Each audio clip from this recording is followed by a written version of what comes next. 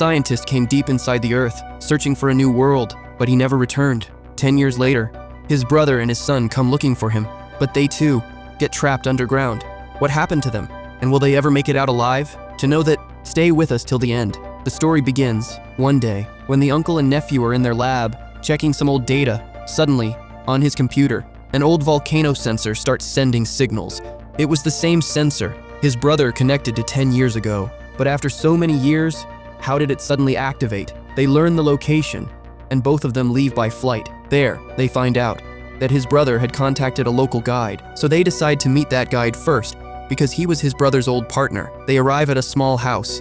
They knock. "Is anyone here?" A girl steps out. They ask about the guide. She says, "He was my father, but he passed away many years ago." They go inside. She says, "I'm Hannah." The man replies, "This is Sean, and I'm Trevor." Trevor tells Hannah about his brother and the place he was researching. After listening, Hannah immediately agrees to help, and the three of them leave early the next morning. On the way, they find a sensor, the same one that had sent the data. Suddenly, lightning starts striking.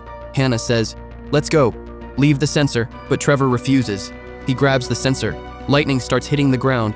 The sensor begins attracting it. Hannah shouts, "Throw it, Trevor." Trevor throws it.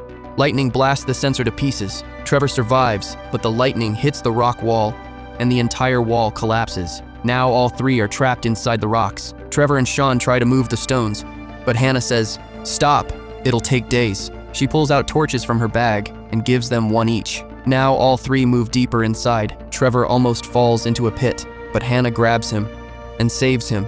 They find a poster that reads, "Stay away," but instead of running, they decide to climb down the pit. After going down, they see a huge wall.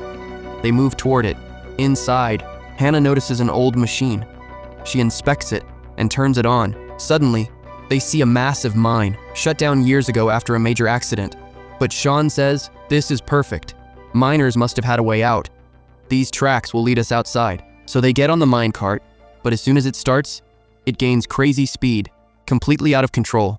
Ahead, the tracks split into three paths, and all three get separated. Hannah's track was about to end. Trevor yells, "Jump to mine!"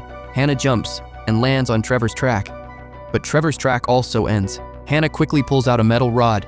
She jams it into the rail, and it locks in place, saving them both. Sean arrives calmly from the third track. He sees a wall ahead. The three go inside, and they are shocked. The place is full of diamonds. Suddenly, they hear cracking sounds. Hannah checks below. The surface they're standing on is extremely thin, even 1 extra gram, and it'll break, slowly. They try to escape, but a diamond slips out of Sean's bag. The surface cracks open, and all three fall. They fall thousands of meters, landing in a massive underground ocean. They swim to the shore. Above them, they see strange glowing shapes. They realize those are birds, electric birds. All the birds fly toward a giant wall. The trio follows them, and what they see next shocks them completely. This was the world Trevor's brother came searching for. Trevor says, "My brother was right. This really is another world." Then they see a giant tree, and in that tree, a doorway. Trevor and Sean go inside. Hannah goes another way. Inside, Trevor and Sean find ancient pieces of books. They start reading them. Meanwhile, Hannah finds a bottle, then a torch, and then she discovers Trevor's brother's dead body. She calls Trevor loudly. They rush there. A pile of stones covered the place. Trevor's brother had died there 10 years ago. Sean begins to cry. Now they must find a way back home. Trevor had found what he came for, and the lava nearby was heating the ground. In an old book, they find a route, but that route has a giant ocean in the way. So they build a raft and sail across. Suddenly, deadly fish attack them. They somehow survive, but soon, giant creatures appear. They attack only the fish, not the trio. Then Hannah loses her rope. Sean grabs it, but strong winds make him lose the second rope too. Sean grabs both ropes, but the wind lifts him off the raft. Still, he doesn't let go. By morning, they wash up on a shore. Sean wakes Trevor, but Trevor isn't there. A bird appears. The same bird Sean had made friends with earlier. Sean is extremely thirsty. The bird guides him to water. Meanwhile, Trevor and Hannah are exhausted from searching for Sean. They rest for a moment. Suddenly, a man-eating plant attacks. Trevor kills it, but many more appear. They capture Hannah. Trevor fights them off and saves her. Meanwhile, Sean reaches a deserted valley full of giant animal bones. He gets scared. He hears a rumbling sound, hides behind a stone. A giant dinosaur attacks him. Meanwhile, Trevor and Hannah keep searching. Trevor tells Hannah, "You go home. I'm going to find my nephew." Hannah says, "All right, I'll wait near the river." And they split up. Sean runs into a cave. His scream echoes. Trevor hears it. The dinosaur was about to grab Sean, but Trevor breaks through the wall and saves him. The dinosaur smashes through the wall and chases them. Trevor notices a thin surface ahead. He runs toward it. The dinosaur follows. The surface collapses. The dinosaur falls. They survive. They reach the riverbank, wondering how to cross. Suddenly, Hannah shows up, and the three continue.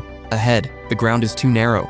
They slip and fall into a huge shaft, but they get stuck halfway. Below them, boiling lava. If they hadn't stopped, they would have died. They discover water behind a wall, and the wall contains magnesium. But it's low down. Trevor ignites the magnesium. A massive explosion occurs. The wall shatters. Water floods into the lava. A huge blast sends the trio upward. They shoot out of the ground and fall into a vineyard. They finally breathe in relief, but the vineyard owner starts crying. So Sean pulls out a diamond and gives it to him. The three walk home, and the story ends. If you enjoyed this story, make sure to like the video and subscribe to our channel for more amazing stories.